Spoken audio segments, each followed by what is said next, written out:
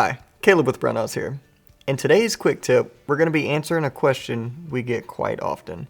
Should I choose a red dot optic or an LPVO, or low power variable optic? And honestly, it all depends, but I'm going to go ahead and help you answer that question to yourself by giving you all the information you need to make an educated decision. So, right off the bat, the first thing you're going to ask is how much? What's the cost difference? And I'll say in the same quality range, if you're comparing a red dot sight of certain quality to a LPVO in a similar quality, the LPVO is going to be a little bit more expensive, and for good reason. And I will also say this, it is better to buy a mid-tier red dot sight than to buy a cheap LPVO in most cases. You're going to have some buyer's remorse whenever you actually start using it for what it's meant to be used for. Which brings us to our next point. What are you going to be using it for? So for me personally, that is a range, probably as far as red dot sights go, that's a range within about 100 meters or 100 yards. Anything past that, then an LPVO gets very convenient. But anything within that, for shooting most like silhouette sized targets, red dot sights do great. And you can even use a red dot sight shooting silhouettes out to 300 yards if you're trying hard enough. But like I said, LPVO is way more convenient. Why is it more convenient? So what's the main differences and what makes an LPVO so much better at those extended ranges? And that is the fact that it's magnified. So obviously with your red dot sight, you have absolutely no magnification. So there's just a dot in there that's projected on a lens in most cases. And that's what you use to line up line up with your target and take your shot. So that's your red dot sight. All right. So your LPVO. Also, if you'll notice on the magnification here, there's a 1 there because this has a no mag setting. So right now, looking through it, there's no magnification. It's just a crosshair, or in this case, it's a crosshair with an illuminated dot, which is really nice as well. Or you can crank it up, and they come in different versions. This is a 1 to 8. You can get them in a 1 to 6, 1 to 10, whatever. There's different manufacturers that make them in different magnifications. Whenever I'm dealing with this type of optic, I typically tend to stick with a 1 to 6, even a 1 to 4 sometimes, honestly, or a 1 to 8. That's just personal preference.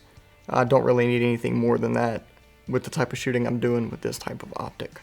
So, with that being said, why would this be better, or why would a red dot potentially be better if the LPVO also has a no magnification setting?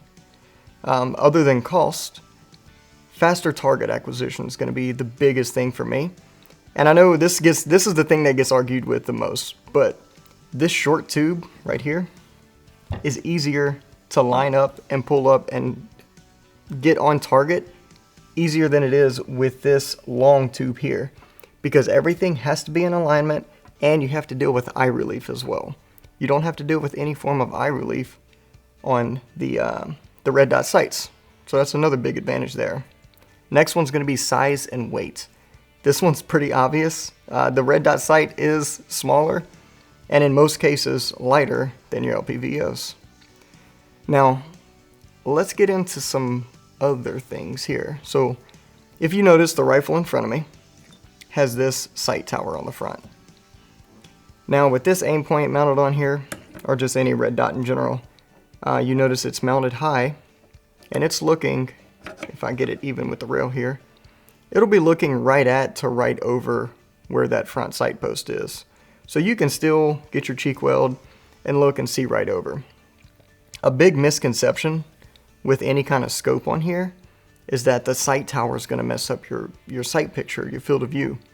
You'll be able to see it in the optic, whether you're on 1 power or you're magnified, you'll see a little bit of a shadow of it there. But as long as you're using an AR height mount, like this one here, it's not going to cause any issues, and you'll be able to use it just fine. Even though you'll still see this, it's not going to get in your way. It's not going to mess up your shot. So then it's going to come to personal preference. Some people hate that they can see it there even though it doesn't get in the way. It still it's still something that's in your sight picture that you gotta kind of look around and can be distracting. So again, personal preference with that. If it doesn't bother you, leave it on there. It's no big deal.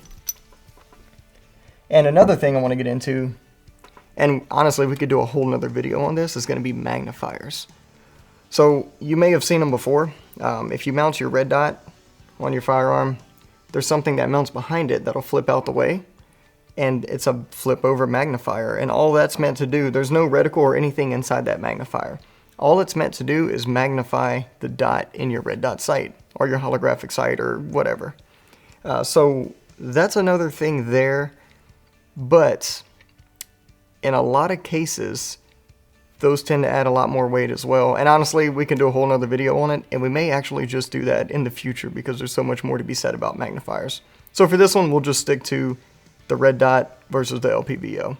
So there's the information you need to help you make an educated decision of which one you're going to need for your particular rifle setup. Again, it's all personal preference. It all depends on what you're going to be using it for. Neither one of them is going to be perfect in every situation. So determine what you need, what you're going to be using that firearm for, and go from there. And obviously, price point does matter whenever you're picking an optic, so make sure you pick the right one so you're getting the best bang for your buck. If you have a preference on one or the other, or if you've tried both, let us know which one you prefer in the comments below and why. If you haven't already, go ahead and hit that like and subscribe button. Thanks for joining us, and we'll see you next time.